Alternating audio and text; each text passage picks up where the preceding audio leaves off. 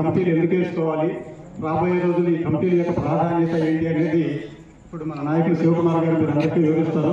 దయచేసి మీరందరూ కూడా జాగ్రత్తగా విని మీరందరూ కూడా కూర్చుని పెద్దలందరూ కూర్చుని సంప్రదించుకొని ఆ కమిటీలను నియమించి మన శివకుమార్ గారికి, తద్వారా వారి నుంచి జగన్మోహన్ రెడ్డి గారికి అందరికీ నమస్కారం. సభాధ్యక్షుడు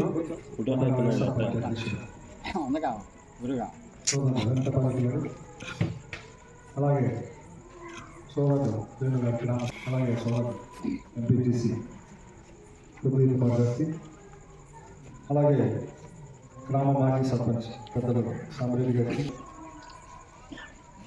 చాలా సంతోషం.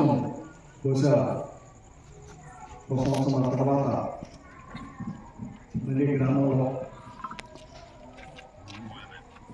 నాకు కానీ మీకు కానీ మంచి ఆనందాన్ని ఇచ్చే వైఎస్ఆర్ పార్టీ ఒక చోట పోజేయడానికి కష్టపడిన వైఎస్ఆర్ పార్టీ గ్రామ నాయకులందరికీ హృదయపూర్వక కృతజ్ఞతలు చెప్తాను. ఎందుకంటే జగన్మోహన్ రెడ్డి గారు పార్టీ పెట్టిన దగ్గర నుంచి ఇప్పుడు ఉన్న అందరూ రాజశేఖర రెడ్డి గారి మీద అభిమానంతో, రాజశేఖర రెడ్డి గారు ఎలా అయితే ఈ ఆంధ్ర రాష్ట్రంలో ప్రతి పేదవాడికి సంక్షేమం ఇచ్చారో, జగన్మోహన్ రెడ్డి గారు కూడా రాజశేఖర రెడ్డి గారి పేరు నిలబడతారన్న భావంతో ఆ రోజు అందరూ వైఎస్ఆర్ పార్టీ సపోర్ట్ చేశారు. ఒకసారి మనం ఆలోచిస్తే పార్టీ పెట్టిన దగ్గర నుంచి మనం ఒకసారి 2 నిమిషాలు మనం మాట్లాడుకోవాలి. పార్టీ పుట్టుకే ఓ మహానాయకుడు కోల్పోతే ఈ పార్టీ పుట్టింది. పార్టీ పుట్టిన దగ్గర నుంచి ఎదురు దెబ్బలేదు. జగన్మోహన్ రెడ్డి గారి కుటుంబానికి, జగన్మోహన్ రెడ్డి గారి పార్టీ పెట్టే దాకా పార్టీ పెట్టినాక బై ఎలక్షన్స్ వచ్చాయి. పెద్ద ఫౌండేషన్ తీసుకొచ్చారు ఈ రాష్ట్రం. ఇంత బాగా ఇంత పెద్దలందరూ చెప్పారు, ఎంత మాస్టర్ కానీ సోదరుడు కానీ, గ్రామాన్ని ఒక యూనిట్కి తీసుకుంటే ఆ గ్రామంలో ఎప్పుడూ లేని విధంగా పరిపాలన గ్రామం ముంగిటికి తీసుకొచ్చి సచివాలయ వ్యవస్థ,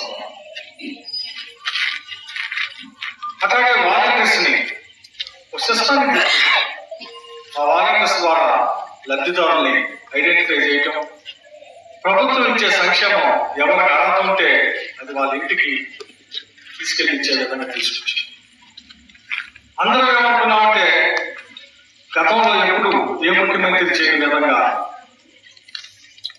ఎవరైతే పేదవాడు మధ్యతరగతి వాడు ఉన్నాడో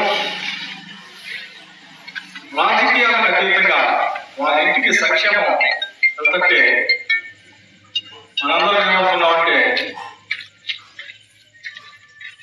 ఎవరైతే పేదవాడికి ఆ పేదవాడికి సంక్షేమం ఇస్తుంటే చాలా బాగా ఇస్తున్నాం కదా చూస్తే ఎలక్షన్స్ లో 24 ఎలక్షన్స్ లో 11 సీట్లు పోయి.